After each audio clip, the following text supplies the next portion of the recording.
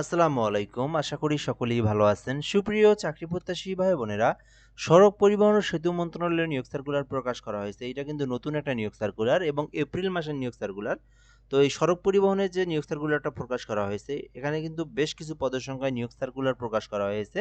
তো বিস্তারিত আলোচনা করব। পদের নাম রয়েছে, পদের সংখ্যা, বেতন স্কেল, শিক্ষাগত যোগ্যতা এবং এখানে এসএসসি থেকে শুরু করে SSC, HSC, honours degree, masters সকল শিক্ষাগত যোগ্যতার জন্য আলাদা আলাদা পদের সংখ্যা রয়েছে। তো সম্পূর্ণ ভিডিওটা ধৈর্য সহকারে শেষ পর্যন্ত দেখবেন, তাহলে আপনি সকল তথ্যগুলো এই ভিডিওর মাধ্যমেই জানতে পারবেন। আর আমাদের চ্যানেলে যারা নতুন আছেন, ভিডিওটা নতুন দেখতেছেন, অবশ্যই চ্যানেলটিতে সাবস্ক্রাইব করে রাখবেন। আমরা বাংলাদেশের সকল সরকারি নিয়োগ সার্কুলারগুলো এই চ্যানেলে আপলোড দিয়ে থাকি। যারা নতুন আছেন, সাবস্ক্রাইব করে আমাদের সঙ্গে যুক্ত থাকবেন। ঢাকা পরিবহন সমন্বয় কর্তৃপক্ষ ডিটিসিএ সড়ক পরিবহন ও মহাসড়ক বিভাগের আওতাধীন একটি সংবিধিবদ্ধ সংস্থা। এটি কিন্তু রাজস্ব খাতে নিয়োগ সার্কুলার প্রকাশ করা হয়েছে, অর্থাৎ এটা হচ্ছে সরকারি রাজস্ব খাতভুক্ত নিয়োগ সার্কুলার, স্থায়ী নিয়োগ সার্কুলার।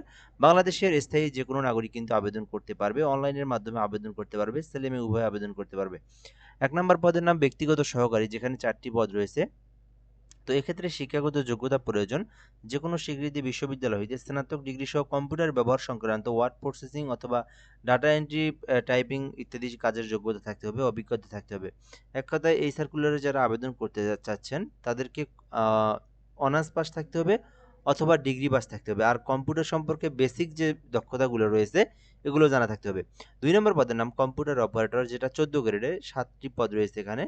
তো এক্ষেত্রে শিক্ষাগত যোগ্যতা চাওয়া হয়েছে যে কোনো স্বীকৃতি বিশ্ববিদ্যালয় হইতে বিজ্ঞান বিভাগে স্নাতক বা সম্মান বা সমমানের ডিগ্রি, অর্থাৎ যারা সায়েন্স ডিপার্টমেন্ট থেকে যারা অনার্স কমপ্লিট করেছেন অথবা ডিগ্রি কমপ্লিট করেছেন তারাই আবেদন করতে পারবেন। আর এখানে কিন্তু কম্পিউটার সম্পর্কে বেসিক নলেজগুলো জানা থাকলেই কম্পিউটার অপারেটর পদে আবেদন করা যাবে। 3 নম্বর পদ রয়েছে স্টোর কিপার, যেখানে একটি পদ রয়েছে। এখানে বলা হয়েছে কোনো স্বীকৃতি বিশ্ববিদ্যালয় হইতে স্নাতক ডিগ্রি এবং সংশ্লিষ্ট কাজে 3 বছরের অভিজ্ঞতা লাগবে, অর্থাৎ স্টোর কিপার পদে আবেদন করতে অনার্স পাশেও আবেদন করতে পারবেন, ডিগ্রি পাশেও আবেদন করতে পারবেন। মিনিমাম 3 বছরের এই স্টোর কিপার পদের কাজের যোগ্যতা বা অভিজ্ঞতার প্রয়োজন রয়েছে। এছাড়াও এখানে অ্যাকাউন্টস ক্লার্ক রয়েছে, যেখানে একটি পদ রয়েছে। তো বাণিজ্য শাখা থেকে যারা অনার্স কমপ্লিট করেছেন অথবা ডিগ্রি কমপ্লিট করেছেন তারা এই অ্যাকাউন্টস ক্লার্ক পদে আবেদন করতে পারবেন। সহকারী স্টোর কিপার রয়েছে, 16 গ্রেডে একটি পদ রয়েছে। যারা উচ্চ মাধ্যমিক শুধুমাত্র এইচএসসি পাস করেছেন এবং যাদের কম্পিউটার সম্পর্কে দক্ষতা রয়েছে, বেসিক নলেজ জানা রয়েছে, তারা কিন্তু এই সহকারী স্টোর কিপার পদে আবেদন করতে পারবেন। এখানে বেসিক কম্পিউটার সম্পর্কে জানা থাকলে আবেদন করা যাবে। 6 নম্বর পদের নাম অফিস সহকারী কাম কম্পিউটার মুদ্রাক্ষরিক, এখানে কিন্তু 4টি পদ রয়েছে।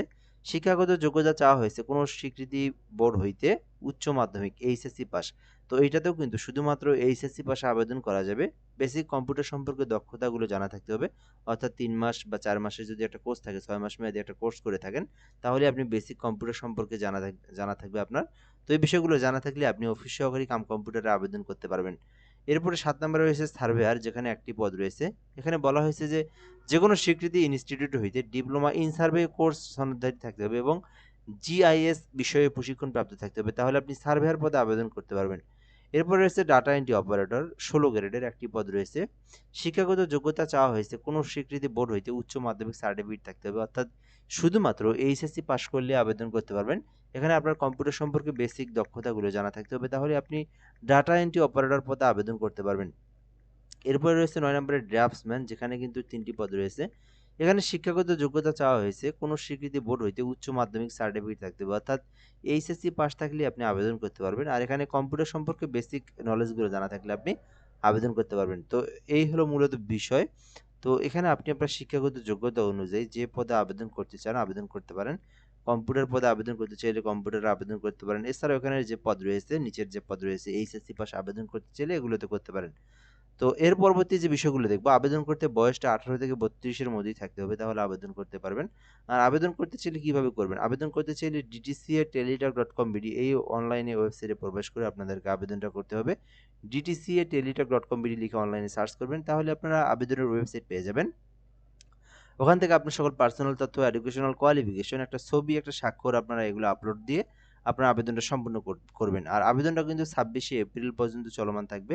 বর্তমানে এই আবেদনটা চলমান, যেটা কিন্তু 5 এপ্রিলে আবেদনটা শুরু হয়েছে, যেটা কিন্তু একেবারে এপ্রিলের 26 তারিখ পর্যন্ত আপনারা আবেদনটা করতে পারবেন। আর আবেদনের প্রসেসটা কি সেটা একটু দেখা দিচ্ছি আপনাদেরকে। আবেদনের প্রসেসটা হচ্ছে 1 নাম্বার থেকে আবেদনের প্রসেস বলতে আবেদনের প্রসেস তো আমি বলেই দিলাম। এই লিঙ্কে প্রবেশ করে আবেদন করবেন। আবেদন করার পর পেমেন্ট দেওয়ার প্রসেসটা হচ্ছে 1 থেকে 8 নম্বর কর্মীকের মধ্যে কেউ আবেদন করলে তাকে 112 টাকা এবং কেউ যদি 9 নম্বর কর্মীকের মধ্যে আবেদন করে থাকে সেক্ষেত্রে তাকে 56 টাকা পেমেন্ট ফি দিয়ে তার পেমেন্টটা সম্পূর্ণ করতে হবে। পেমেন্টটা করার প্রসেসটা হচ্ছে, প্রথম এসএমএসে আপনারা লিখবেন ইউজার আইডি লিখতে হবে, অর্থাৎ ডিডিসিএ লিখবেন। লিখে আপনাদের যে ইউজার আছে অ্যাপ্লিকেশন কপি থেকে নিয়ে ওইটা বসায় দিয়ে 16322 নাম্বার সেন্ড করে দিবেন। তো সেন্ড করে দিলে পিন নাম্বার দেওয়া হয় আপনাকে। পরবর্তী এসএমএসে আবার ডিডিসিএ লিখে ইয়েস লিখবেন। তারপরে এই পিন নাম্বারটা এখানে লিখে 16322 নাম্বার সেন্ড করে দিলেই আপনার কিন্তু আবেদনের পেমেন্টটা হয়ে যাবে। আপনার পেমেন্টের টাকাটাও কিন্তু সঙ্গে সঙ্গে কেটে নেওয়া হবে। তো এই পদ্ধতিতে আপনাদের আবেদনটা করতে হবে। আবেদনের সময় এপ্রিলের 26 তারিখ পর্যন্ত রয়েছে। যারা আবেদন করতে চান সড়ক পরিবহনে তারা আবেদনটা করতে পারেন।